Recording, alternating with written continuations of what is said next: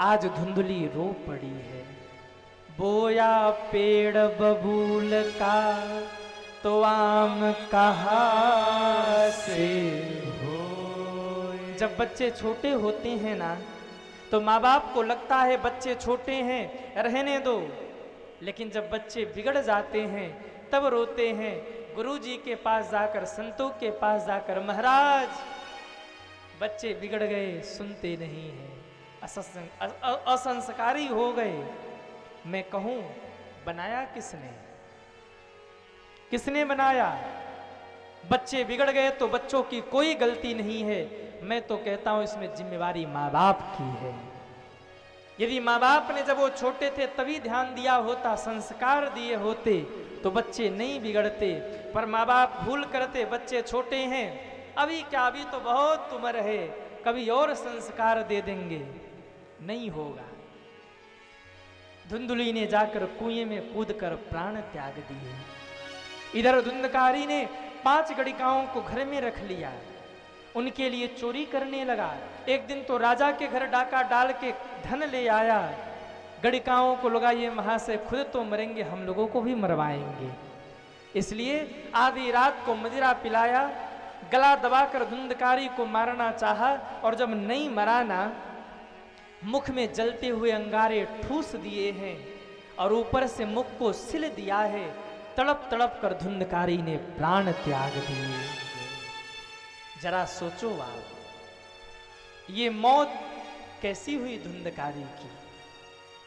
मौत भी ऐसी हुई, वो रो भी नहीं पाया, रोए भी तो कैसे रोए, इतना कष्ट, इतना पीड़ा, बेहोश हो गया बेचारा।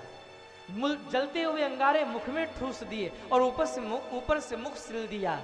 धन लेकर गड़िकाए चंपत हो गई, मर गया धुंधकारी, उसी घर में प्रेत बन गया।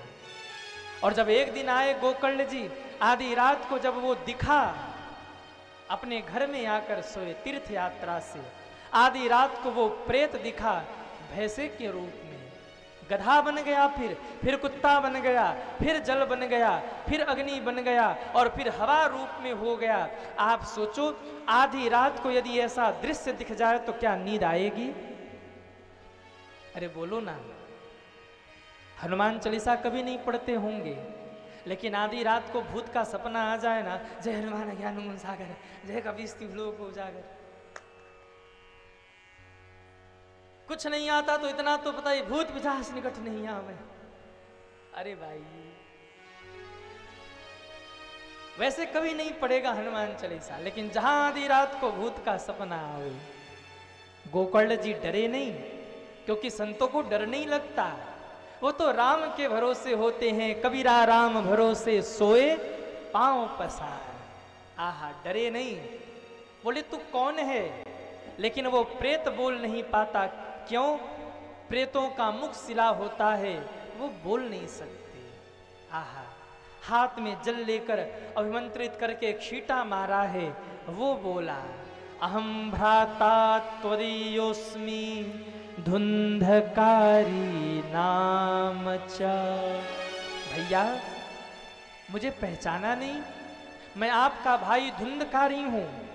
कहा, धुंधकारी, मैंने तेरे लिए गया जी में श्राद्ध किया, काशी जी में पिंड दान किया, तेरी मुक्ति नहीं हुई?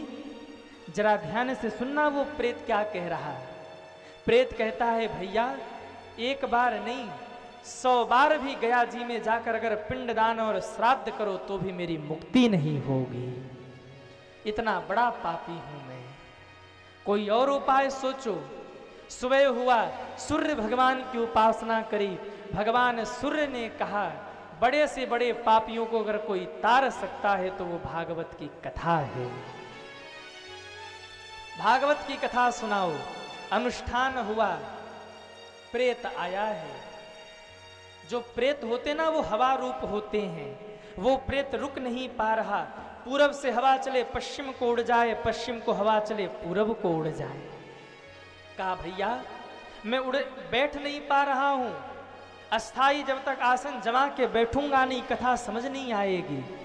सामने एक 7 गांठ का बांस खड़ा था, कह दिया, बेटा भैया इसी बांस में आके बैठ जाइए। वो प्रेत आकर बांस में बैठा। पहले दिन की कथा में पहली बांस फटी, पहली गांठ फटी, दूसरे दिन की कथा में दूसरी गांठ फटी, तीसरे दिन तीसरी गांठ और सातवें दिन आते आते सातों गांठ फट गए और वो धुंधकारी दिव्य रूप धारण करके सामने प्रकट हो गया। बोलिए भागवत महापुराण की जय। और हाथ जोड़कर बोला, धन्यम भागवती वार्ता प्रेत पीड़ा विनाशिनी। धन्य है ये भागवत की कथा जिसने मुझ जैसे प्रेत को भी तार दिया। दिव्य स्वरूप लेकर वो प्रेत भगवान के धाम चला गया विमान में बैठकर। गांव वालों ने शिकायत करी, गोकर्ण जी कथा हमने भी सुनी, कथा धुंधकारी ने भी सुनी, धुंधकारी मुक्त हो गया और हम यहीं रह गए, ऐसा क्यों?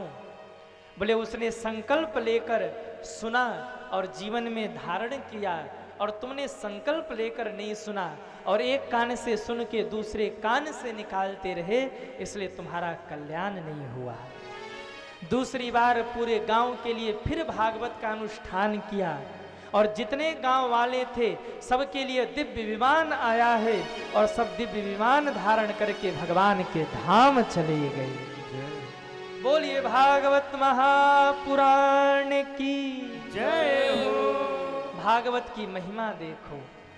एक भाई जिसने पूरे गांव के नाक में दम कर दिया था और एक भाई जिसने पूरे गांव को तार दिया था। इसलिए ये भागवत का फल है। ये मानवाः पाप कृतस्तु सर्वदा सदा दुराचार रता विवार्ग गाह क्रोधाग्नि दग्धा कुटलस्य कामिनः सप्ताह यज्ञेन कलौ पुनन्ति। कैसा भी व्यक्ति यदि भागवत को सुने तो वो मुक्त हो जाता है।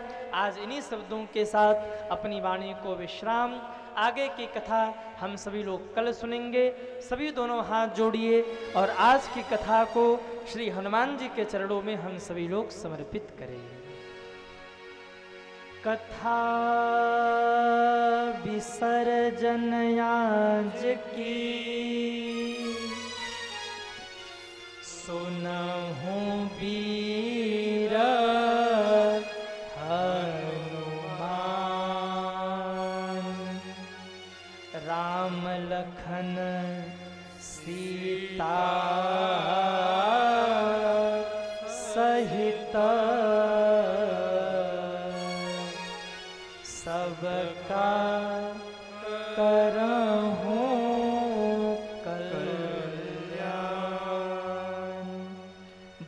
हनुमान जी महाराज की जय हो। आज कथा का प्रथम दिवस रहा। जैसे आ गए वैसे आ गए, लेकिन मैं निवेदन करूं